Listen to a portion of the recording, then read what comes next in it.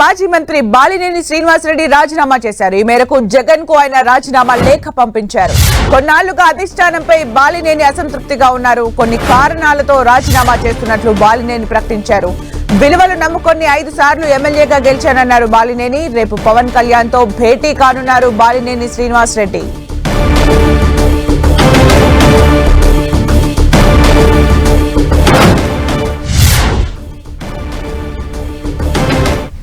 వైసీపీకి మాజీ మంత్రి బాలినేని శ్రీనివాసరెడ్డి రాజీనామా చేశారు. కొన్ని రోజులుగా అసంతృప్తిగా ఉన్నట్టు సమాచారాలున్న నేపథ్యంలో ఈ రోజు రాజీనామా కూడా చేశారు. రేపు జనసేన పార్టీ అధినేత AP deputy CM Pawan Kalyan కలవనున్నారు బాలినేని.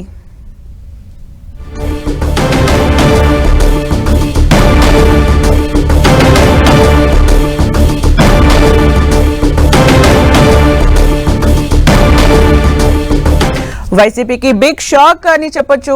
మాజీ మంత్రి బాలినేని రాజీనామా చేశారు. మరిన్ని అప్డేట్స్ మా ప్రతినిధి దుర్గా అందిస్తారు. దుర్గా,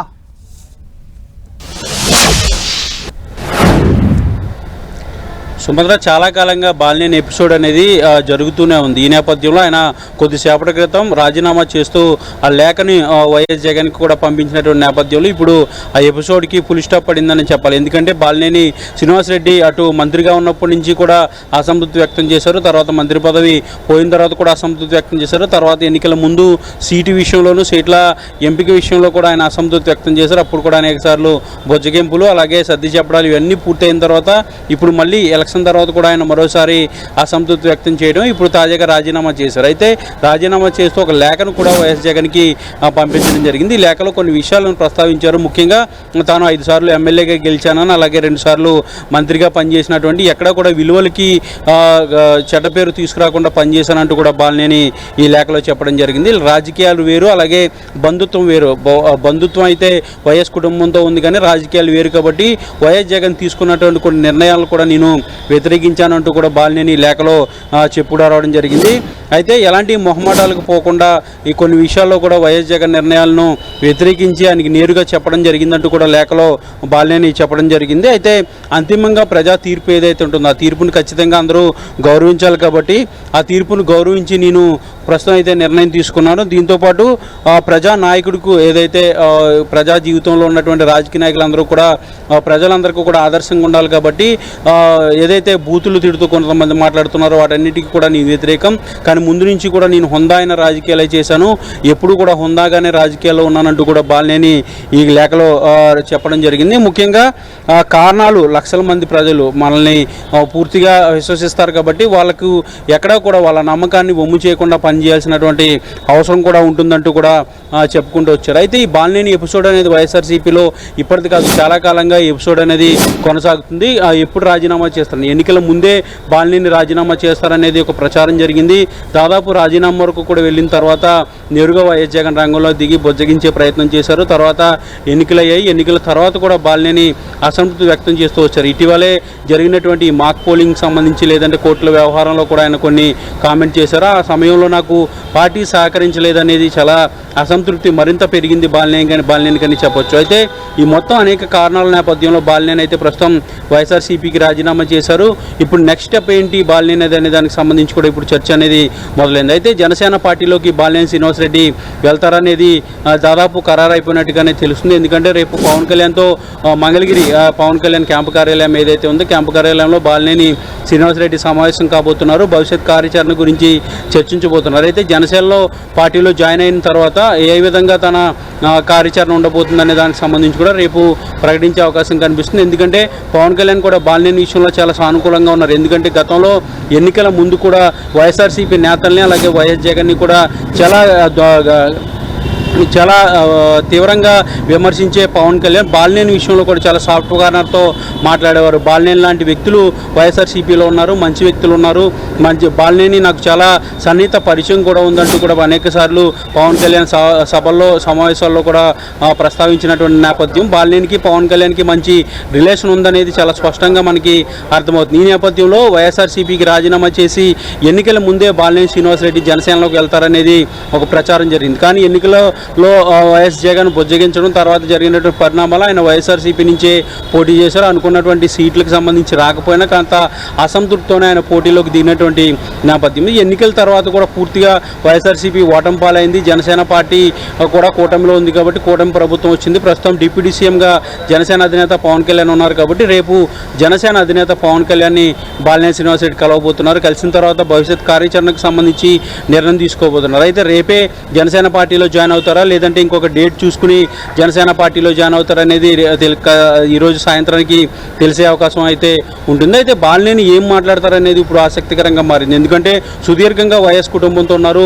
గతంలో కాంగ్రెస్ పార్టీకి రాజీనామా చేసి మంత్రిగా రాజీనామా చేసి ఆయన వైఎస్ఆర్సీపీలోకి కూడా వచ్చినటువంటి నేపథ్యం. తర్వాత వైఎస్ క్యాబినెట్లో మంత్రిగా పనిచేశారు. తర్వాత వైఎస్ జగన్ క్యాబినెట్లో కూడా మొదటిసారి మంత్రిగా పనిచేసినటువంటి బాలినేని ఇప్పుడు పార్టీలో కీలకంగా ఉండే నేత. ముఖ్యంగా ఒంగోలు జిల్లాలో చాలా బలమైనటువంటి మాస్ పోలింగ్ అలాగే పట్టు ఉన్నటువంటి నేత ఇప్పుడు వైఎస్ఆర్సీపీకి రాజీనామా చేసి ఇప్పుడు జనసేన పార్టీలోకి వెళ్తున్నారంటే జనసేన పార్టీలో ఎలాంటి రోల్ అయితే బాలినేనికి ఉండబోతుందనే దానికి సంబంధించి కూడా రేపు ఒక క్లారిటీ వచ్చే అవకాశం కనిపిస్తుంది. ఏదైనప్పటికీ కూడా చాలా కాలంగా పెండింగ్లో ఉన్నటువంటి బాలినేని ఎపిసోడ్ అనేది వైఎస్ఆర్సీపీలో క్లోజ్ అయిందని చెప్పాలి. చాలాసార్లు రాజీనామా వరకు వెళ్ళారు. తర్వాత సజ్జల లేదంటే ఇతరత్ర పార్టీ నేతలు కొన్నిసార్లు విజయం కూడా ఎంటర్ అయ్యి మాట్లాడినటువంటి పరిస్థితి చాలామంది మాట్లాడారు. అనేక సార్లు బుజ్జగింపులు అలాగే సర్ది చెప్పడాలు ఇవన్నీ కూడా అయినాయి.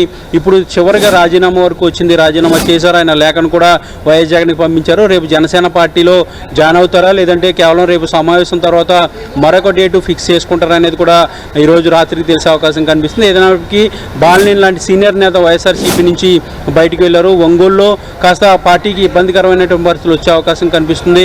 ముఖ్యంగా ఒంగోలులో చాలా బలమైనటువంటి నేత, రాజకీయంగా అలాగే మాస్ ఫాలోయింగ్ ఉన్నటువంటి నేతగా బాలినేని ఉన్నారు. బాలినేనితో పాటు మిగిలినటువంటి కార్పొరేటర్లు దాదాపు 20 మంది కార్పొరేటర్లు ఇప్పుడు జనసేనలో చేరేందుకంటే బాలినేని ఏ పార్టీలో జాయిన్ అయితే ఆ పార్టీలోకి వెళ్లేందుకు కార్పొరేటర్ అంతా కూడా సిద్ధంగా ఉన్నారు. దాంతోపాటు ఉన్నటువంటి ద్వితీయ శ్రేణి నేతలంతా కూడా బాలినేని వెంట నడిచేందుకు సిద్ధమవుతున్నారు. దీంతోపాటు జిల్లాలో కొంతమంది ఎమ్మెల్యేలుగా పోటీ చేసినటువంటి మాజీ ఎమ్మెల్యేలు అలాగే వైసీపీలో ఉన్నటువంటి కొంతమంది మాజీ ఎమ్మెల్యేలు కూడా బాలినేని వెంట వెళ్తారని ఒక ప్రచారం జరుగుతుంది. ఏదైనప్పటికీ కూడా రేపటికి పవన్ కళ్యాణ్తో జరిగినటువంటి సమావేశంలో కొంత క్లారిటీ అయితే వచ్చే అవకాశం కనిపిస్తుంది. సుమిత్ర, అంటే దుర్గా మంత్రిగా ఉన్నప్పుడు మంత్రి పదవి పోయిన తర్వాత ఎలక్షన్స్ ముందు ఎలక్షన్స్ తర్వాత కూడా అసంతృప్తితో ఉన్న బాలినేనికి అంటే ఈ అసంతృప్తికి బీజం ఎక్కడ పడిందని అనుకోవచ్చు. అలాగే బాలినేని బాటలో కూడా ఇంకా కొంతమంది నేతలు ఉండే అవకాశం ఉందా? ఖచ్చితంగా. ఎందుకంటే బాలినేని వెంట చాలామంది నేతలే నడిచే అవకాశం కనిపిస్తుంది. ఎందుకంటే ఇప్పటికే 20 మంది కార్పొరేటర్లు ఒంగోలుకి సంబంధించినటువంటి మున్సిపల్ కార్పొరేషన్కి సంబంధించినటువంటి కార్పొరేటర్లందరూ కూడా బాలినేనితో నిన్న హైదరాబాద్లో సమావేశమయ్యారు. వాళ్ళంతా కూడా బాలినేని వెంట వెళ్ళబోతున్నారు. వీటితో పాటు బాలినేని శ్రీనివాసరెడ్డి అంటే ఒంగోలు అంటే ఉమ్మడి ఒంగోలు జిల్లా అధ్యక్షుడిగా పనిచేశారు. అలాగే ఆ జిల్లాలో మంచి పట్టున్నటువంటి నేత. ఆయన శిష్యులుగా చాలామంది ప్రస్తుతం మాజీ ఎమ్మెల్యేలుగాను అలాగే ఇన్ఛార్జీలుగా ఉన్నటువంటి పరిస్థితి. దీంతోపాటు ద్వితీయ శ్రేణి నేతలంతా కూడా ఆయన శిష్యులుగా ఉండి ఆయన అనుచరులుగా ఉన్నటువంటి చాలామంది బాలినేని వెంట ఖచ్చితంగా వెళ్ళే అవకాశం కనిపిస్తుంది. కొంతమంది వైఎస్ఆర్సీపీలో పార్టీని నమ్ముకుని ఉండిపోతే కొంతమంది బాలినేని వెంట నడిచే అవకాశాలు కూడా కనిపిస్తున్నాయి. అయితే ఎవరెవరు బాలినేని వెంట వెళ్తారనేది రానున్న రోజుల్లో తెలిసే అవకాశం అయితే కనిపిస్తుంది. ప్రస్తుతం అయితే 20 మంది కార్పొరేటర్లు బాలినేని వెంట వెళ్తారనేది స్పష్టంగా మనకు అర్థమవుతుంది. వాళ్ళు కూడా రాజీనామా చేస్తారంటూ ప్రచారం జరుగుతుంది. దీంతోపాటు మరికొంతమంది నేతలు కూడా బాలినేని వెంటే వెళ్తారనేది ఒక సమాచారం అయితే మనకి అందుతుంది. అయితే ఈ బాలినేని మొదటి నుంచి కూడా అంటే ముఖ్యంగా వైఎస్ఆర్సీపీ అధికారంలోకి వచ్చినప్పటి మొదటి క్యాబినెట్లో బాలినేని శ్రీనివాసరెడ్డికి మంత్రి పదవి వైఎస్ జగన్ ఇవ్వడం జరిగింది. అయితే మంత్రి పదవిలో ఉన్నప్పటికీ కూడా ముఖ్యంగా జిల్లాలో కొన్ని రాజకీయ శక్తులు తనకు వ్యతిరేకంగా పనిచేస్తున్నాయని ప్రధానంగా అప్పటి మంత్రిగా ఉన్నటువంటి ఆదిమూలపు సురేష్కి బాలినేనికి ఉన్నటువంటి విభేదాలు అలాగే వైవి సుబ్బారెడ్డికి బాలినేని శ్రీనివాసరెడ్డికి ఉన్నటువంటి కొన్ని విభేదాలు వీటన్నింటి నేపథ్యంలో వైఎస్ఆర్సీపీలో కాస్త ఆయన అసంతృప్తిగానే ఉండేవారు. మంత్రిగా పనిచేసినప్పుడు కూడా కొన్ని విషయాల్లో అంటే బదిలీలకు సంబంధించి లేదంటే కొన్ని గ్రాంట్లకు సంబంధించి పర్మిషన్లకు సంబంధించి వీటికి సంబంధించినటువంటి ప్రభుత్వ కార్యక్రమాలకు సంబంధించి వీటిల్లో బాలినేనికి సంబంధించినటువంటి ప్రియారిటీ ఇవ్వట్లేదనేది ఆయన చాలాసార్లు అసంతృప్తి వ్యక్తం చేశారు. ముఖ్యంగా ఒక డిఎస్పీ ట్రాన్స్ఫర్కి సంబంధించినదైతే చాలా వివాదమే జరిగింది. తర్వాత మంత్రి పదవి కోల్పోయినప్పుడు కూడా జిల్లాలో ఉన్నటువంటి ఆదిమూలపు సురేష్ని కొనసాగించి తనను తీసేయడం పట్ల కూడా చాలా అసంతృప్తి వ్యక్తం చేశారు. పూర్తిగా అలకపోయినటువంటి బాలినేని దాదాపు చాలా రోజులు పార్టీ కార్యక్రమాలకి దూరంగా ఉన్నటువంటి చేసినటువంటి పరిస్థితి. తర్వాత సజ్జల రామకృష్ణారెడ్డి అలాగే జగన్ నేరుగా రంగంలోకి దిగి బాలినేనితో మాట్లాడడం, సముచిత స్థానం కల్పిస్తామంటూ కూడా ఇచ్చినటువంటి హామీ నేపథ్యంలో మళ్ళీ ఆయన పార్టీలో కొనసాగారు. అయితే అప్పటి నుంచి కూడా అసంతృప్తి వ్యక్తం చేస్తున్నారు. తర్వాత ముఖ్యమంత్రి కార్యక్రమంలో ఒక ప్రోటోకాల్ వివాదంలో స్టేజ్ పైకి పిలవలేదనే విషయంలో కూడా ఆయన అసంతృప్తి వ్యక్తం చేశారు. తర్వాత ఇళ్ల పట్టాలకు సంబంధించి ఒంగోలులో ఏవైతే ఇళ్ల పట్టాలు ఉంటాయో ఇళ్ల పట్టాలు దాదాపు 20,000 పైగా ఇళ్ల పట్టాలకు సంబంధించి ఏవైతే ఇళ్ల పట్టాల ప్రక్రియ అనేది జరగలేదో దానికి సంబంధించి కూడా ఆయన అసంతృప్తి వ్యక్తం చేస్తూ అలకపోయినటువంటి పరిస్థితి కూడా గతంలో కనిపించింది. అయితే వీటన్నిటి నేపథ్యంలో ఎన్నికల ముందు కూడా సీట్ల విషయంలో సీట్ల కేటాయింపు విషయంలో కూడా అసంతృప్తి వ్యక్తం చేస్తారు. ఎన్నికల ముందు కూడా ఆయన బయటికి వెళ్ళిపోతారనేది ప్రచారం జరిగింది. దాంతోపాటు ఆయన అంతే స్థాయిలో నియోజకవర్గానికి దూరంగా పోటీ చేయనని కూడా ప్రకటన చేసినటువంటి నేపథ్యం. తర్వాత ఎన్నికల ముందు సర్ది చెప్పారు, ఎన్నికల్లో కొనసాగారు. ఆయన ఒంగోలు నుంచే అసెంబ్లీ అభ్యర్థిగా పోటీ చేసినటువంటి పరిస్థితి. ఇక ఎన్నికల తర్వాత కూడా మరొక ఎత్తు మరీ అసంతృప్తి పెరిగిందనే చెప్పాలి. ఎందుకంటే ఎన్నికల తర్వాత కూడా పార్టీ ఘోరంగా ఓటమి పాలైన తర్వాత కూడా హైకోర్టు విషయంలో ముఖ్యంగా ఎన్నికల రీపోలింగ్ జరగాలని, దాంతోపాటు వీవీప్యాట్ల లెక్కింపు అలాగే మాక్ పోలింగ్ వీటి వ్యవహారాల్లో కేసులో కూడా హైకోర్టులో కూడా ఆయన కేసు వేశారు. ఆ కేసు విషయంలో వైఎస్ఆర్సీపీ అధిష్టానం నుంచి సరైన సపోర్ట్ రాలేదంటూ కూడా ఇటీవల ఆయన చేసినటువంటి కామెంట్స్ నేపథ్యంలో మొత్తం అన్ని వ్యవహారాల్లో కూడా అసంతృప్తి అనేది మొదటి నుంచి కూడా బాలినేని వ్యక్తం చేస్తూ వస్తున్నారు. ఇప్పుడు తాజాగా ఆయన పార్టీకి దూరం అయ్యారు. పార్టీకి రాజీనామా చేసి లేఖను కూడా జగన్కి పంపించడం జరిగింది. ఇప్పుడు జనసేన పార్టీలో ఆయన జాయిన్ కాబోతున్నారు. రేపు పవన్ కళ్యాణ్తో చర్చించిన తర్వాత బయటకు వచ్చి ఏం మాట్లాడతారు, వైసీపీ పైన జగన్ పైన విమర్శలు చేస్తారా లేదంటే హుందాగానే జనసేన పార్టీలోకి జాయిన్ అవుతారా అనే దానికి సంబంధించి కూడా రేపు క్లారిటీ వచ్చే అవకాశం కనిపిస్తుంది సుమిత్ర. అలాగే దుర్గా, అంటే రాజకీయాలు వేరు బంధుత్వం వేరు అని ఒక మాట, అలాగే రాజకీయాల్లో భాష ఉండాలి, హుందాతనంగానే రాజకీయాలు చేశారని కూడా మాట్లాడడం జరిగింది. భాషకి సంబంధించి ఇక్కడ ఒక కారణంగా చెప్పడానికి గల అంటే రీజన్స్ ఏమై ఉంటాయి? అంటే బాలినేని మొదటి నుంచి కూడా వైఎస్ కుటుంబానికి ఆయన బంధువుగా ఉన్నాడు కాబట్టి బంధుత్వాలు వేరు రాజకీయాలు వేరు అనేది చాలా స్పష్టంగా ఈ లేఖలో మనకి చెప్పడం జరిగింది. ఎందుకంటే ఆయన ముందు నుంచి కూడా వైఎస్ కుటుంబానికి బంధువులు కాబట్టి బంధుత్వం వేరు రాజకీయం వేరు. అంటే బంధువుగా ఉన్నాను కాబట్టి ఇదే పార్టీలో కొనసాగాలనే రూల్ ఏం లేదు. అక్కడ ప్రజాస్వామ్యానికి ప్రకారం ప్రజల తీర్పును అనుసరించి నిర్ణయాలు ఉంటాయి. ప్రజలకు మనల్ని వాళ్ళు ఒక ఆదర్శంగా తీసుకుంటారు కాబట్టి వాళ్ళకి ఆదర్శవంతంగా ఉండే విధంగా విలువలతో కూడినటువంటి రాజకీయం చేయాలి.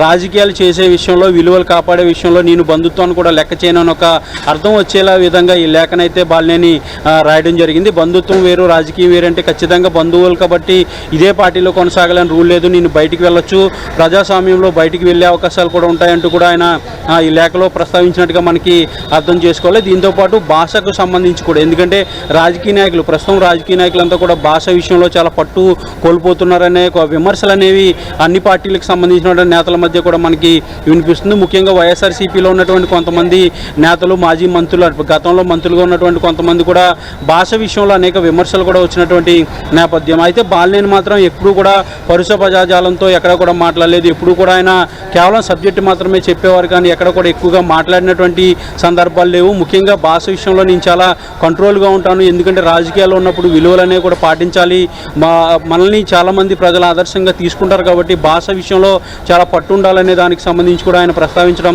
జరిగింది. అయితే తన గురించి తాను చెప్పినట్టుగానే మనం అర్థం చేసుకోవాలి. భాష విషయంలో మరొకరినో విమర్శించినట్టుగా మనకి ఈ లేఖలో అనిపించలేదు. కేవలం బంధుత్వానికి సంబంధించి బంధుత్వం వేరు రాజకీయం వేరని ప్రస్తావించారు. తర్వాత భాష విషయంలో అంటే తన గురించి తాను చెప్పినట్టుగా మనం అర్థం చేసుకోవాలి. ఇక ప్రజల తీర్పును గౌరవిస్తానంటూ కూడా ఆయన చెప్పడం జరిగింది. దీంతోపాటు ప్రజాస్వామ్యంలోనూ అలాగే రాజకీయాల్లోనూ విలువలు కూడా కాపాడాలంటూ కూడా ఆయన చెప్పడం జరిగింది. అయితే వీటన్నింటి నేపథ్యంలో తన వ్యక్తిత్వాన్ని గురించి తన గురించి మాత్రం ఆయన చెప్పినట్టుగా మనం అర్థం చేసుకోవాలి. అయితే రేపు జనసేన అధినేత పవన్ కళ్యాణ్ కలిసిన తర్వాత ఆయన బయటకు వచ్చి మాట్లాడితే ఏం మాట్లాడతారు, విమర్శలు చేస్తారా లేదంటే ఎందుకు తాను రాజీనామా చేయాల్సి వచ్చిందనే దానికి సంబంధించి వివరణ ఇస్తారా లేదంటే వైఎస్ఆర్సీపీలో అనేక సార్లు ఆయన అసంతృప్తి వ్యక్తం చేశారు, అనేక సార్లు ఆయన అలకపోనినటువంటి పరిస్థితి, వీటన్నింటికి సంబంధించి ఏమైనా వివరణ ఇస్తారా అనే దానికి సంబంధించి కూడా రేపు క్లారిటీ వచ్చే అవకాశం కనిపిస్తుంది. ఏదైనప్పటికీ వైఎస్ఆర్సీపీలో ఒక కీలక నేత సీనియర్ నేతగా ఉన్నటువంటి బాలినేని శ్రీనివాసరెడ్డి వైఎస్ఆర్సీపీకి రాజీనామా చేశారు. లేఖను కూడా పంపించడం జరిగింది. ఆయన జనసేన పార్టీలోకి జాయిన్ అవుతున్నారు. రేపు పవన్ కళ్యాణ్తో సమావేశం కూడా కాబోతున్నారు. Sumitra, thank you Durga for the update. మొత్తానికి బాలినేని లాంటి నేత వైసీపీకి రాజీనామా చేయడం బిగ్ షాకింగ్ గా చెప్పుకోవచ్చు వైసీపీకి. ఇక జిల్లాలో ఎలాంటి పరిణామాలు చోటు చేసుకుంటున్నాయనే దానికి సంబంధించి మరిన్ని అప్డేట్స్ మా ప్రతినిధి శంకర్ అందిస్తారు. శంకర్, అంటే గత కొంతకాలంగా జిల్లాలో ఉన్న పరిణామాలు ఏంటి? బాలినేని రాజీనామా తర్వాత జిల్లాలో ఎలాంటి పరిణామాలు చోటు చేసుకునే అవకాశం ఉంది?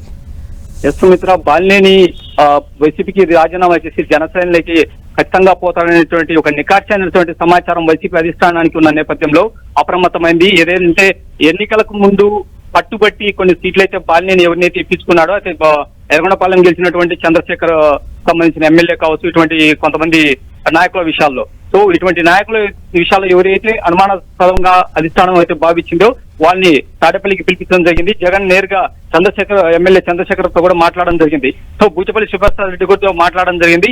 సో పార్టీ ఖచ్చితంగా అండగా ఉంటుంది, ఎవరు కూడా పార్టీ మారాల్సిన అవసరం లేదని చెప్పి వాళ్ళకు ఒక భరోసా కూడా సీఎం జగన్ కూడా కల్పించినట్టు కూడా వైసీపీ వర్గాల సమాచారం మేరకు తెలుస్తుంది. అయితే బాలినేని వైసీపీ అధికారంలో ఉన్నప్పుడు బాలినేని మాట కోసము ఎవరైతే వైసీపీలో జాయిన్ అయ్యారో సిద్ధారాఘరావు కావచ్చు, అదేవిధంగా కన్నం బలరాము కుటుంబ సభ్యులు కావచ్చు, సో ఇటువంటి నాయకులు ప్రధానంగా ఇప్పుడు బాలినేని వెంట నడుస్తారా లేకపోతే వాళ్ళు వైసీపీలోనే కొనసాగుతారా? ఎందుకంటే ఇప్పటికీ సిద్ధారాఘరావు వైసీపీకి రాజీనామా చేశారు, టీడీపీలో పోయేందుకు కూడా ప్రయత్నాలు కూడా చేస్తున్నారు. సో అటువల్ల పోతుల సునీత కూడా ఇప్పటికే వైసీపీకి రాజీనామా చేసింది. ఆమె టీడీపీకి కానీ జనసేనకు కానీ కూటమి ప్రభుత్వంలో ఉన్నటువంటి 3 పార్టీలలో ఏ పార్టీలో చేరాలనే ఒక సందిగ్ధంలో ఉంది. అటువైపు పార్టీలు కూడా ఆమెను చేర్చుకునేందుకు కూడా సుముఖంగా ముందుకు రాలేని పరిస్థితి ఉంది. సో ఈ నేపథ్యం కన్ఫ్యూజన్ నేపథ్యంలో బాలినేని వెంట వీళ్ళలో ఎవరెవరు వెళ్తారు, ఎవరెవరు పావులు కలుపుతారనే ఒక సుదీర్ఘ చర్చ అయితే ప్రకాశం జిల్లాలో కొనసాగుతుంది. ఎందుకంటే కన్నం బలరాము కేవలం బాలినేని కనుసల్లో బాలినేని ఒక వ్యూహాలలో భాగంగా ఆయన పావులు కప్పిన నేపథ్యంలోనే వైసీపీలకి ఆయన వెళ్లడం జరిగింది, కన్నం బలరాం కొడుకుైనటువంటి వెంకటేష్. సో ఇప్పుడు అదే బాలినేని జనసేనలోకి పోతున్న నేపథ్యంలో తదుపరి కన్నం బలరాము కుటుంబ సభ్యుల స్టెప్ ఏ విధంగా ఉంటుందని కూడా చాలా చర్చనీయాంశంగా మారిందని చెప్పవచ్చు. జిల్లాలో ఏ కాన్ఫరెన్స్ లో చూసినా కూడా సరే బాలినేని అనుచరవర్గం అనేది ద్వితీయ శ్రేణి నాయకులు, ప్రధానంగా రెడ్డి సామాజిక వర్గం సంబంధించిన నాయకులు అనే వాళ్ళు చాలా కీలకంగా జిల్లాలో ఉన్నామని చెప్పవచ్చు. వీరు బాలినేని వెంట నడిస్తే మాత్రం ఇది వైసీపీకి కోలుకోలేని దెబ్బ మనకి భావించవచ్చు సుమిత్ర.